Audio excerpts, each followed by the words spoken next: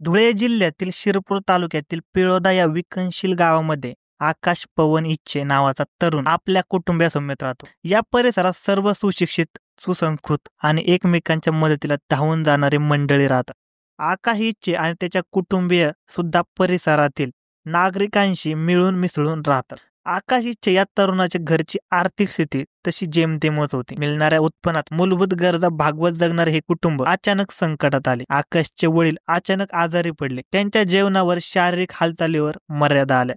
परिस्थिती सक्षम नसतानाही उसनवारीने पवन यांची डॉक्टरांच्या मार्गदर्शनाखाली आवश्यक ती तपासणी करून घेतली. त्यासाठी बराच खर्चही आला. पवन यांना कर्करोगाने ग्रासल्याने निष्पन्न झाले. आता मात्र ऐपत नसताना उपचार कसा करायचा असा प्रश्न इच्छे कुटुंबियासमोर उभा राहिला. याच परिसरात अशोक भास्कर चव्हाण नावाचा कोळी समाजातील तरुण राहतो. तो आकाशचा जिवलग मित्र आहे. आर्थिक अडचणी असल्याने तो आपल्या मित्राची म्हणजे आकाश इच्छेची मदत घेऊन बँकेमध्ये कर्ज मिळवतो. मिळते का या प्रयत्नात होता. अशोक चव्हाणला स्वतःचे घर बांधण्यासाठी पैशाची गरज होती. त्यासाठी तो बँकेचे उंबरठे झिजवत होता. त्याच्यासोबत आकाशही असायचा. आवश्यक ते दस्तऐवज अशोक याच्याकडे नसल्याने बँकाकडून त्याला कर्ज मिळत नव्हते. घर बांधण्यासाठी पैसे मिळत नाही म्हणून अशोक चिंतेत होता. तर वडिलांना औषधोपचार करायला पैसे नव्हते म्हणून आकाश इच्छे देखील चिंतेत होता. आकाश इच्छे आणि अशोक चव्हाण ज्या परिसरात राहतात त्याच ठिकाणी गोपालसिंग बाबूसिंग परदेशी हे किराणा दुकानदार राहतात. व्यवसायातल्या चिकाटीमुळे आणि दिलेल्या योगदानामुळे गोपालसिंग यांची आर्थिक परिस्थिती संपन्न होती. काही दिवसांपूर्वी आर्थिक दृष्ट्या सुसंपन्न असलेल्या गोपालसिंग यांची पत्नी अचानक आजारी पडली. शिरपूर तालुक्यातील निष्णांत डॉक्टर करवी औषधोपचार चालू असतानाही गोपालसिंग परदेशी यांच्या पत्नीच्या प्रकृतीत सुधारणा होत नव्हती. म्हणून गोपालसिंग यांच्या सासरकडची मंडळी त्याच्या पत्नीला आपल्या घरी घेऊन गेले. पत्नी उपचारार्थ माहेरी गेल्याने काही दिवसांपासून गोपालसिंग हे घरी एकटेच होते. आर्थिकदृष्ट्या संपन्न असलेल्या गोपालसिंग यांच्या सुसंपन्न घरावर आकाश आणि अशोक या दोघांची नजर पडली. दोघांनाही वेगवेगळ्या कारणासाठी पैशांची नितांत गरज होती. विविध प्रकारचे प्रयत्न करूनही त्यांना आवश्यक पैसा उपलब्ध होत नव्हता. त्यामुळे आकाश आणि अशोक दोघेही परेशान होते. गोपालसिंग परदेशी यांच्या घरी रोख रक्कम तर असते, शिवाय दागदागिने भरपूर असल्याची आकाश आणि अशोकला माहिती होती. गरजेपोटी आकाश आणि या दोन मित्रांची नियत बिघडली. सरळ मार्गाने पैसे उपलब्ध होत नाही म्हणून दोघा मित्रांनी वाकडा मार्ग अनुसरण्याचा निर्णय घेतला.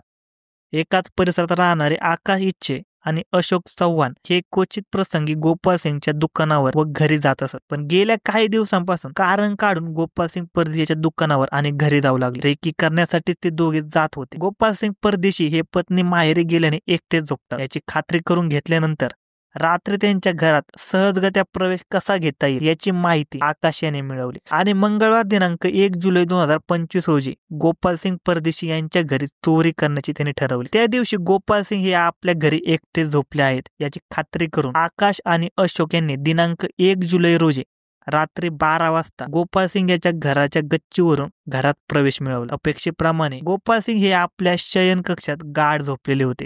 एका खोलीतील मंद प्रकाशाव्यतिरिक्त इतर खोल्यामध्ये अंधार होता. या अंधारातून माग काढत आकाश आणि अशोक हे दोघे सावध पावले टाकत पैसे आणि सोन्याच्या दागिन्यावर डल्ला मारण्यासाठी पुढे सरकत होते. अचानक अंधारात आकाशचा टेबलावर ठेवलेल्या पाण्याच्या तांब्याला धक्का लागला आणि तांब्या जमिनीवर पडला. जमिनीवर पडलेल्या तांब्याच्या आवाजाने गाढ झोपत असलेल्या गोपालसिंग यांना जाग आली. त्यांनी घरातील लाईट ऑन करून आवाजाच्या दिशेने पाहिले तर त्यांना समोरच आकाश इच्छे आणि अशोक चव्हाण हे दोघे दिसले.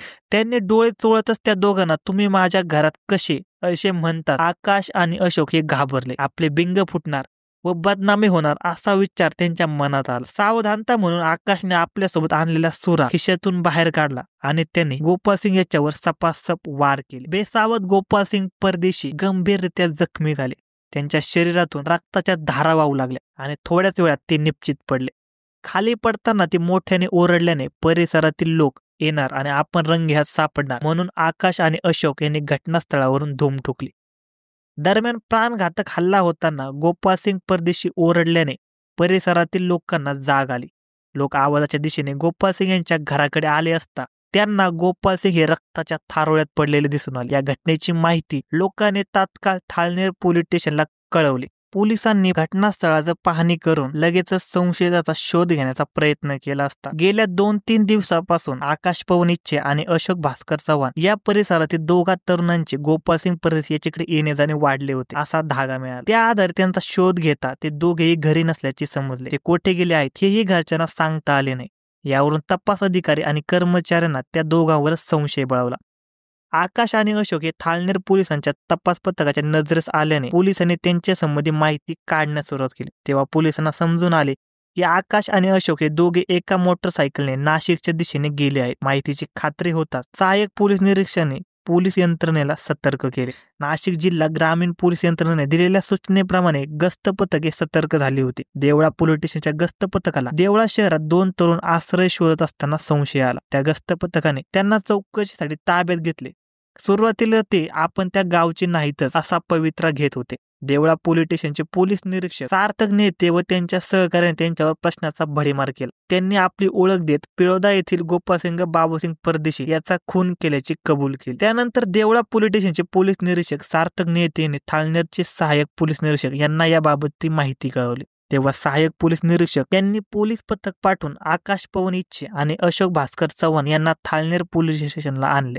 या दोघांकडे स्वतंत्र चौकशी केली असता आकाश इच्छे यांनी आपल्या कॅन्सरग्रस्त वडिलांच्या औषधोपचारासाठी आणि अशोक चव्हाण यांनी आपले घर बांधण्यासाठी गोपाळसिंग परदेशी हे घरी एकटेच असल्याची संधी साधून चोरी करण्याचा प्रयत्न केला। पण दरम्यान गोपाळसिंग यांना झोपेतून जाग आली। त्यांनी आम्हाला ओळखले, आपले बिंग फुटेल या भीतीने आम्ही पुरावा नष्ट करण्यासाठी गोपाळसिंग परदेशी याच्यावर प्राणघातक हल्ला केला अशी कबुली दिली। गुन्हा उकल झाल्यावर याची माहिती वरिष्ठांना देण्यात आली। धन्यवाद मित्रांनो, अशा नवनवीन मराठी क्राईम स्टोरीज ऐकण्यासाठी आजच आपला YouTube चॅनल क्राईम कट्टाला सबस्क्राईब करा आणि या घटनेबद्दल तुमचे काय मत आहे हे आम्हाला कमेंट सेक्शनमध्ये नक्की कळवा।